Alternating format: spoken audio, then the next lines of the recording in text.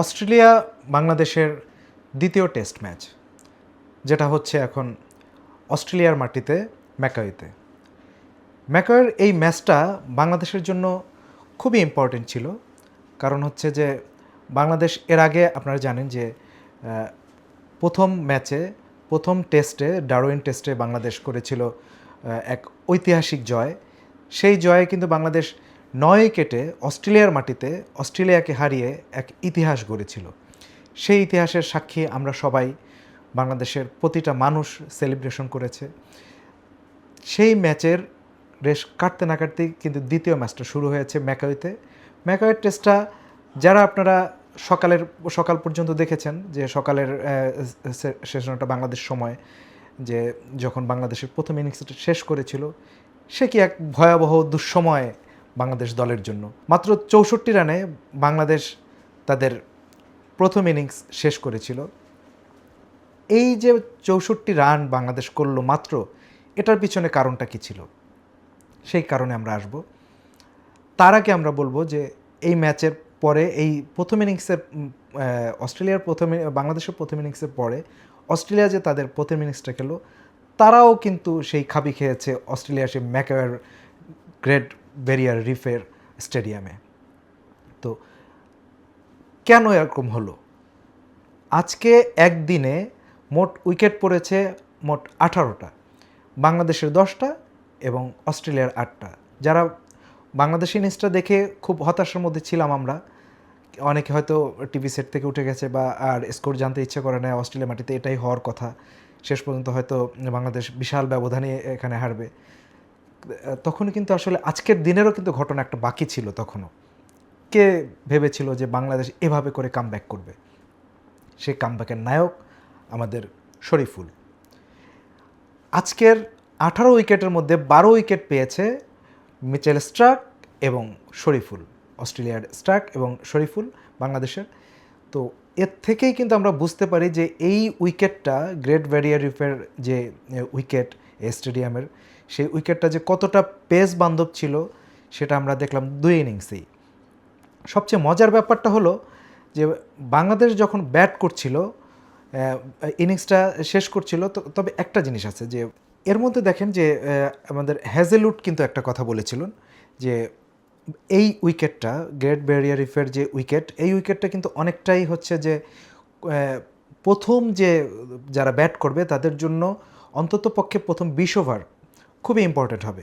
তো প্রথম 20 ওভার যদি কেউ টিকে যেতে পারে, তারপরে কিন্তু কিছুটা একটু ফ্ল্যাট হয়ে যায়, বাতাসটা একটু কমে যায়, সকালটা যখন প্রথম সেশনটা যখন চলে যায়, তখন কিন্তু পরিবেশটাও একটু হয়ে যায়, একটু উষ্ণ হয়ে যায়।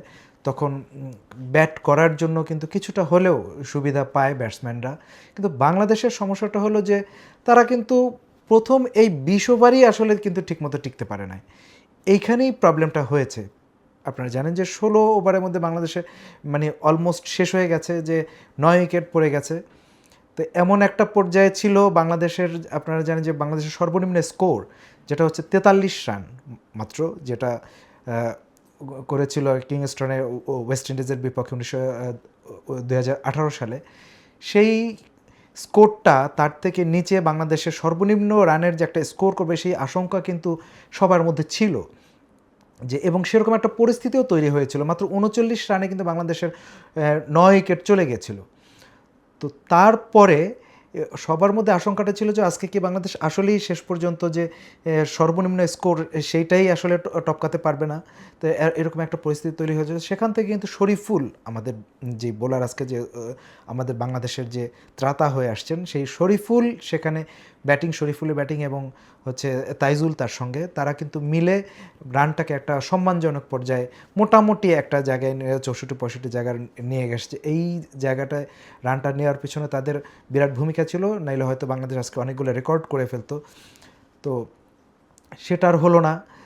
তো তারপরেও বলবো যে বাংলাদেশের যে এই উইকেটের যে পতন, সেখান দিয়ে আমরা বাংলাদেশের সমালোচনা করেই আগে শুরু করি, যে উইকেটের যে পতন সব কিছু যে উইকেটের জন্যই হয়েছে, পিচের কারণেই হয়েছে তা কিন্তু না। বাংলাদেশের তিনজন ব্যাটসম্যান ডাক মেরেছে এবং তাদের যে শর্ট সিলেকশন, সেই শর্ট সিলেকশন ছিল খুবই বাজে। এখানে কিন্তু বলটা পেস করেছে, মুভ করে, তারপরে হচ্ছে আনইভেন বাউন্স বা ভালো একটা বাতাসে রিভার্স সুইং, এইসব কিছুই ছিল না। তারা কিন্তু যেভাবে করে খেলায় আউট হলো সেটা কিন্তু খুবই দুর্ভাগ্যজনক, এবং এই ধরনের আউট আমরা এক্সপেক্ট করি না। এটা প্রথম টেস্টে আমরা ডারউইন টেস্টে কিন্তু এইভাবে খেলাটা দেখি নাই। তো সো এই আউটগুলাকে যদি আমরা যদি ওইটা যদি আসলে যদি উইকেটের কারণেই যদি আউটটা হতো তারা, তাহলে হয়তো আমরা বাংলাদেশের রান হয়তো 100+ দেখতে পেতাম। তো সেটা হলো না বাংলাদেশের। অবশ্যই এখানে বাংলাদেশের যেমন উইকেটের এটার জন্য দায়ী আছে, বাংলাদেশের ব্যাটসম্যানরাও দায়ী এর জন্য, এবং বাংলাদেশে একটা চরম একটা দুর্ভাগ্যজনকভাবে একটা বাজে একটা ইনিংস বাংলাদেশ খেলে ফেললো। তারপরে হয়তো আমরা ভেবেছিলাম যে বাংলাদেশ এই ইনিংসের পরে বাংলাদেশ হয়তো এরপরে বিশাল একটা রানের পাহাড় করবে অস্ট্রেলিয়া, তারপরে বাংলাদেশ আবার এরকম একটা হবে, তারপর ইনিংস ব্যবধানে হারবে। কিন্তু সব কিছু শঙ্কার পরেও বাংলাদেশ সেই প্রথম টেস্টের মতন আবার কিন্তু বাংলাদেশ তাদের পেস বোলিংয়ে, পেস অ্যাটাকে আবার কিন্তু জ্বলে উঠেছে, এবং যেটা অস্ট্রেলিয়া আশা করেছিল যে তারা বিশাল রানের পাহাড় করবে, সেই জায়গাটায় কিন্তু ধসিয়ে দিয়েছে একদম বলতে পারেন। যে কারণ হচ্ছে যে শরীফুল আজকে যেই ধরনের বোলিং করেছে, এটা অ্যামাজিং, এটা চিন্তার বাইরে। শরীফুলের আমি অন্তত অনেক খেলা দেখেছি, শরীফুলের অস্ট্রেলিয়ার মাটিতে, বিদেশের মাটিতে বাংলাদেশের পেস বোলাররা যে এই ধরনের বল করতে পারে, তার বোলিংয়ে যেমন ছিল swing, out swing, in swing, reverse swing, bounce, কি না ছিল তার বোলিংয়ে, এবং সঠিক লেন্থে লাইনে বলটা করা, এবং প্রতিটা বল তাদের কাছে মনে হচ্ছিল, আমার কাছে মনে হচ্ছিল অস্ট্রেলিয়া ভাবছে যে শরীফুলের প্রতিটা বল হচ্ছে এক একটা জমদূত হয়ে আসছে। এই ধরনের বাংলাদেশের একটা বোলার, যে কিনা চোটের পরে মাত্র ফিরল, প্রথম টেস্টও সে খেলতে পারে না, এই বোলিংয়ের কিন্তু একে একে তাদের যত সেরা ব্যাটসম্যানরা ছিল সবাই কিন্তু আজকে আউট হয়ে গেছে। এবং সেখানে আপনি দেখবেন যে লাবুসেনের মতন ব্যাটসম্যান, তাদের স্টিভ স্মিথের মতন ব্যাটসম্যান, ওয়েদারের মতন ব্যাটসম্যান, এরা প্রত্যেকে, এবং শেষ পর্যন্ত শরীফুল একে একে যখন 5 উইকেট পেল বাংলাদেশের, মানে তখন এমন একটা সিচুয়েশন হয়ে গেল। তারপরে স্টিভ স্মিথকে আউট করে তারপরে যে ষষ্ঠ উইকেটটা যে নিল, দারুণ একটা বোলিংয়ে যখন সে মিচেল স্টার্ককে আউট করে দিল, বোল্ড করে দিল, এবং শরীফুল 3টা বোল্ড করেছে আজকে। তো এই মাঝখানে শুধু মিরাজ একটা উইকেট পেয়েছে।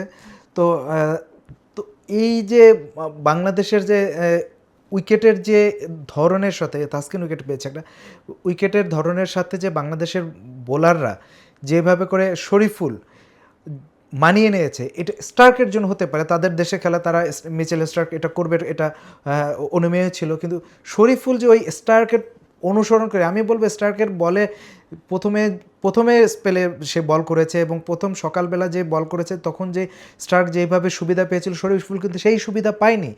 শরীফুল যদি সেই সুবিধা পেত, শরীফুল আজকে কী করতো, সেটা বাংলাদেশ যদি প্রথম বল করতো তাহলে কিন্তু এটা কিন্তু দেখার বিষয় ছিল। স্টার্ক যেই পরিবেশে আজকে বল করেছে, প্রথম একদম ফার্স্ট ওভার, প্রথম যেই 15-20 ওভারের মধ্যে যে যখন উইকেটটা ভয়ঙ্কর পরিস্থিতিতে ছিল, তখন স্টার্ক 6 উইকেট পেয়েছে। শরীফুল কিন্তু উইকেট ফ্ল্যাট হওয়ার পরে 6 উইকেট পেয়েছে। তো আমি বলবো যে অবশ্যই আজকের বোলিং দেখে, বোলিংয়ের লাইন লেন্থ দেখে এবং পুরাপুরি বোলিং দেখে আমার মনে হচ্ছে স্টার্ক 6 উইকেট পেলেও স্টার্কের থেকে অবশ্যই শরীফুল আরও বেশি ভালো বল করেছে। তো এই জিনিসটা আমাদেরকে আশার আলো দেখাচ্ছে। 5 দিনের টেস্ট, আপনারা জানেন যে এই টেস্ট 5 দিন সময়, জানি না কতদিন যায়।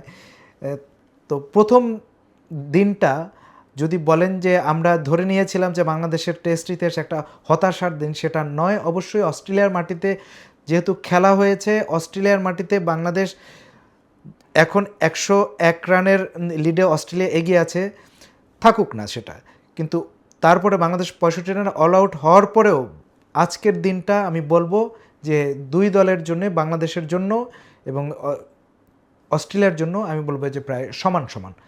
কারণ হচ্ছে অস্ট্রেলিয়ার মাটিতেও আজকে 8 উইকেট হারিয়ে 164 রান করেছে, যেটা হচ্ছে যে এই মাঠে বাংলাদেশকে আর বলা যাচ্ছে না যে, তারা বলতে পারবে না যে একদম উড়িয়ে দেবে। এবং বাংলাদেশ যদি কালকে হয়তো সকালের সেশন হবে, সকালের সেশনে যেই ধরনের সকালবেলা যেই মুভমেন্ট থাকে, যদিও তাদের ক্যামেরন গ্রিন এখনও উইকেটে আছে, তারপরও মনে হয় না সকালবেলা সেই উইকেটে লাথান নারায়ণের সঙ্গে ক্যামেরন গ্রিন নামবে। তো আমার কাছে যেটা মনে হচ্ছে, বাংলাদেশ এই পেস সেটিংয়ে তাসকিন বল করবে, হাসান মাহমুদ করবে, শরীফুল তো আছেই।